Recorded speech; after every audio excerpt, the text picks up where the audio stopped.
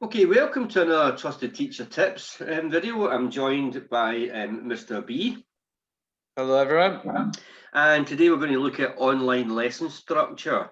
Obviously, much of last year, much of this year, and moving forward, who knows what shape our online learning will take.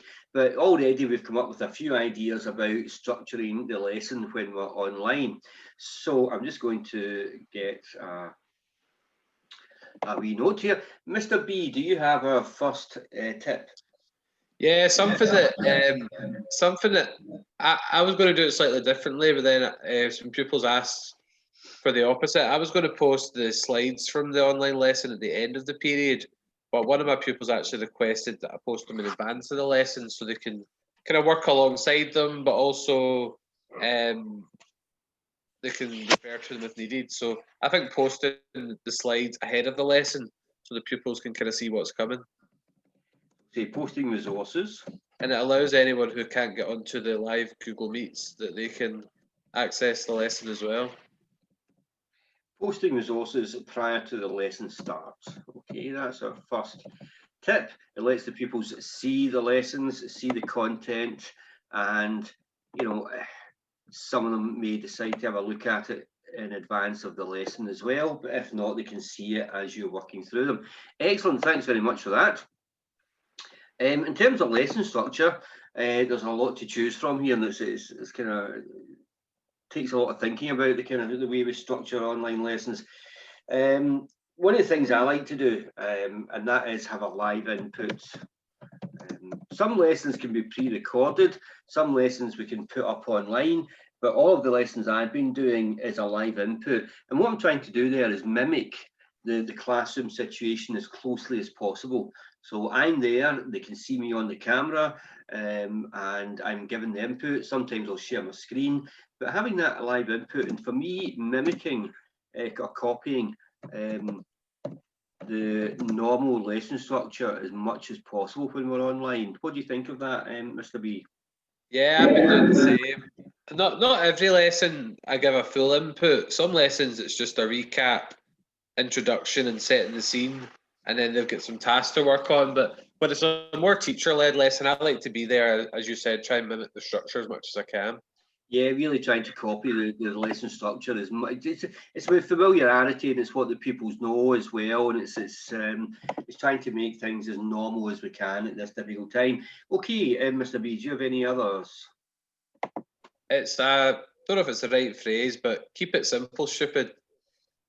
I don't think it's wise to try and overcomplicate and make things too fancy online, particularly at the beginning. I think just simple tasks the pupils can access, they know what they're doing, and you're still challenging them and providing that good experience. But I think keeping things as simple as possible. You can experiment as the pupils become more familiar, but I think at the start you need to keep it quite simple. Yeah, I think using Google Classroom, we know there's lots of tools built in here, things like Jamboard, I know you've experimented with, and various other tools, but certainly the first couple of weeks doing these live inputs, I'm really keeping it as simple as possible for the pupils. Excellent, Mr. B, thank you very much for that. Another one that I'm going to put in here, and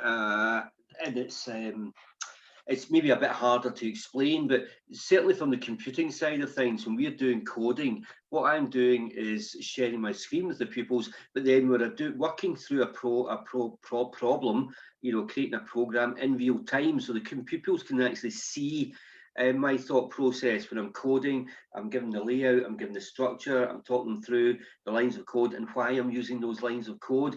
So how to put that into words, I suppose, is Scaffolding? Scaffolding, yeah, really working through the problem with the pupils. Scaffolding and working through problems in real time, the way you would do probably with a traditional whiteboard. I think that's something that I've tried and it's really worked. I think the pupils really appreciate it. That's a good idea, Mr. C. I might do that with like exam style questions. If someone's struggling, maybe just kind of type it out live so they can see it. And let them see your thought process and how you approach the problem and how you solve it and the language that you use. I think there's a lot to be done with actually working. The way you probably do on a whiteboard or using an interactive screen, I found doing that online with sharing my screen has worked really well. So working through a problem in real time. It takes a little bit longer online, but it really works very well. Okay, Mr. B, do we have any other tips about lesson structure? Yeah, the first lessons that I did last Monday, I was really struggling that I was sharing my screen, but then I couldn't see the pupils' screen, so I couldn't see if they were typing in the chat or answer the question. So what I'm actually doing is I'm using my work laptop to see the pupils and to keep an eye on the chat, and I'm using my screen to share my screen, so it makes it a lot easier. Instead of just having your PowerPoint running and then you can't see anything and you have to keep coming on and off tabs, I feel like that just makes it so much easier to manage and keep an eye on things. Yeah, this is something I've picked up recently. I've just been using one laptop, but you're right. I'm sharing a presentation. I'm then ending it, and I'm going back in to see how the pupils are responding in the chat. I'm then starting the presentation. I'm sharing my screen. I'm stopping sharing my screen. I'm restarting it. 2 laptops, if you can, is absolutely fantastic. One to kind of not monitor the pupils, but maybe interact with pupils, and the other one is to present your work. So because I've had like my presentation running, and then I've asked a question. The pupils have done the kind of virtual hands up, so I can really interact without having to minimise my screen. So you just joined the Google Meet twice. Yep. Great, Mr. B. Thank you very much for that. 2 laptops and interacting with the pupils in one of them and presenting your work in the other. Something else I'm quite keen to really adopt is having, normally in a real classroom situation, you're teaching in the moment and in real time, and things kind of can change and they can adapt. But I think the online lessons, I think what's really important is familiarity. I think keeping this similar structure for each lesson online, where the pupils know what to expect. They know whether I'm going to be sharing some resources. They know they're going to have 2 tasks or 3 tasks. They know they have to report back in the chat or email something to me or submit it through Google Classroom. But whatever technique works for you, I think keeping it the same. My lessons are all what you would call a bit samey, but I think online that works for pupils. So I think keeping to a kind of structure that works for you and your pupils, but keeping to it, I think that's kind of really handy for them. Even if it's only a short input, I like the pupils to come on to do the register, starter task, recap, and then set the scene. Yeah. So kind of keeping that structure. And I think when we're teaching online, I think that's really important. It might, you would maybe call it boring in real life, but I think this isn't real life. This is teaching you online. I think that structure is really important. Okay, Mr. B. As I said earlier, you can experiment more once the basics are set up. It's like a football team. You get the defence sorted before you start getting more adventurous up top. Well, I love that analogy about the football team. Yeah, exactly. That's you need to get the basics right first of all. Okay, Mr. B, did you have maybe one last top tip? Yeah, I've actually got a few more, but I'll just focus on this one. I think it's really important to give the pupils a wide range of ways to interact. So what I mean by is some pupils will put their cameras on and some won't.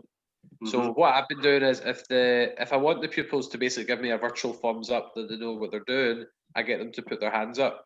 If I'm asking a question verbally, they can either reply verbally over their mic or they can type into the chat.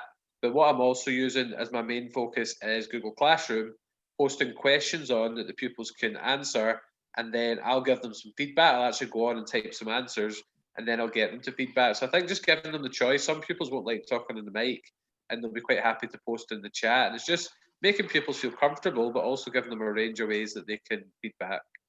Yeah, you're dead right. It is difficult for the pupils and it's different for them. And I think just giving them methods where they're comfortable, it's whatever they're comfortable with, I think is really important at the moment, given the situation that we're in. Okay, so I'll move on to, I've got another one or two, Mr. B, but was there anything really important that you would like to finish off sharing with, or?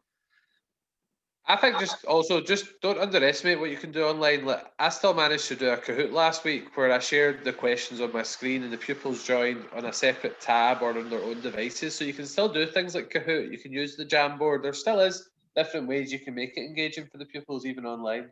Yeah, I think that's really important. Without overcomplicating it, Kahoot's something the pupils are already familiar with. So yeah, that was easy enough to do. In the classroom, as modern teachers, we do use lots of tools, class tools, Kahoots, There's lots of software out there. I was going to kind of mention different software systems that were out there, but I like the way you phrased this, where you say don't underestimate what you can actually do online. I can't talk and type at the same time. Don't underestimate what actually can be achieved online. That was something that I would have touched upon, but I think it's really nice that we both kind of hit on that one. I think it is online. It is important about keeping it simple. I think it's about getting the basics right. I think it's sticking to a structure, giving the people scaffolding. But I think the more we go into it, the more comfortable we become. Then there is lots of other tools out there online. And I think they're really easy to capitalise on them and use them within the lessons to mix things up a wee bit as well. So yes, that's been our top tips for our online lesson structure. Keeping to the basics, making sure we're getting the basics right in terms of the delivery for the pupils, and then perhaps expanding with our skills. So it's been another Trusted Teacher Tips. Hope that is of use to everyone out there, and we'll be online again shortly.